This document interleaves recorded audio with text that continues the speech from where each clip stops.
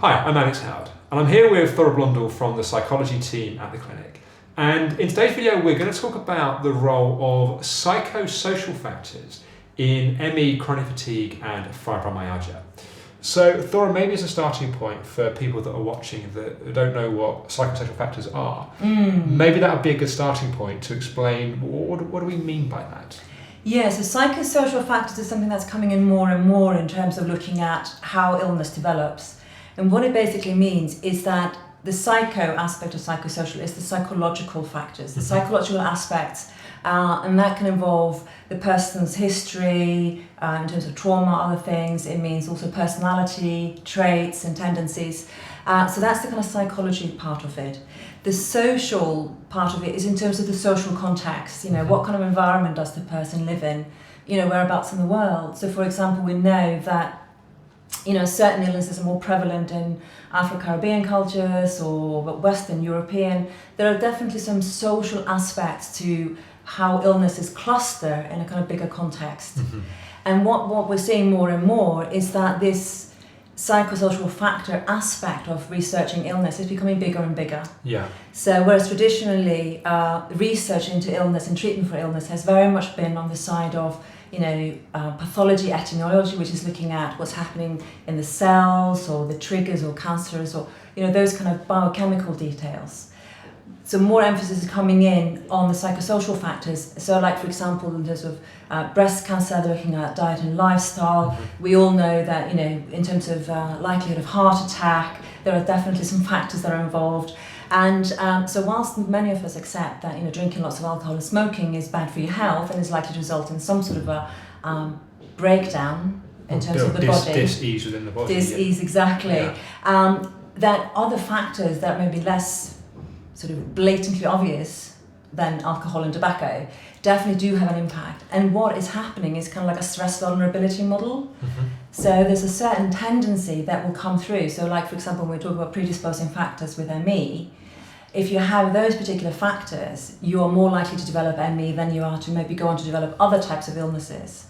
But all illnesses generally have got that stress vulnerability model. And I think part of what's really interesting about what you're saying here is that from personal experience, and I think it's true for a lot of people probably watching this, we can feel very resistant to the idea of psychology playing a part in our illness, or even environmental or social factors. And I think what's interesting you're saying is that it's not just true in ME, chronic fatigue, and fibromyalgia. Exactly. And it's kind of easier once you go on to recover to look back and go, okay, that was part of it, but I'm recovered now. So you kind of distance it. But when we're in it and people are asking about our experience and to say, yes, there's a psychology component, a social component, that can be challenging for people. Yeah, and I think that's why it's so important to look at that it's not just in terms of ME.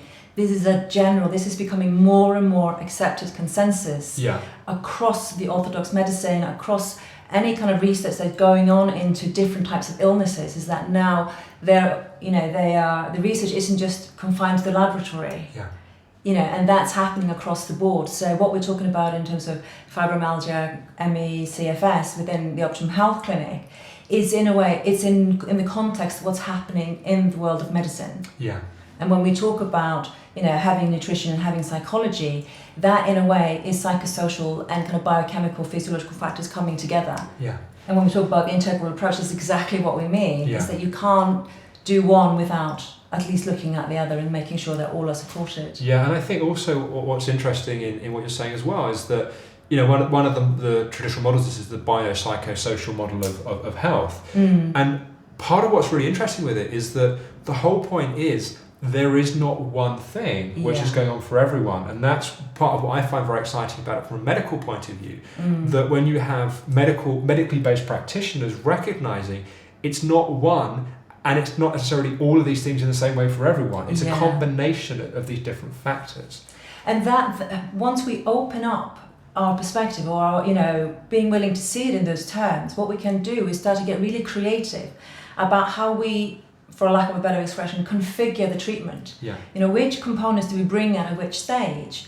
And so when we talk about roadmap to recovery, that's exactly what we're doing. Because sometimes patients come in, we start them on nutrition, then we bring in psychology, and then they go back to nutrition, or the other way around. Yeah. And we do that for very clear clinical reasons that we may be talking about in team meetings and not necessarily discuss in detail with the patient, you know, beyond what they kind of what's appropriate for them to know. Yeah. Because sometimes we go into quite a bit of detail, but it's about having that openness to accept that there are different aspects to treatment, just as well as there are different aspects to falling ill in the first place. Yeah, and I think, you know, obviously we could go into a lot of detail about all these factors are. Actually, I think quite a good example of this model is in ME in the 21st century, where we talk about the predisposing factors, the trigger factors, and the perpetuating factors. And it's a way of understanding some of the psychology and environmentally based predisposing factors that can be going on.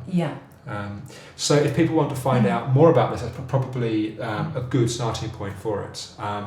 And you know, if you want to find out more about your own situation and perhaps what the clinic might be able to do for you, then beyond our free information pack, free 15-minute chat with Thora, one of the other psychology team, or one of the nutrition team, is a great next step. So thank you for watching, and we look forward to talking with you in one of these videos again soon.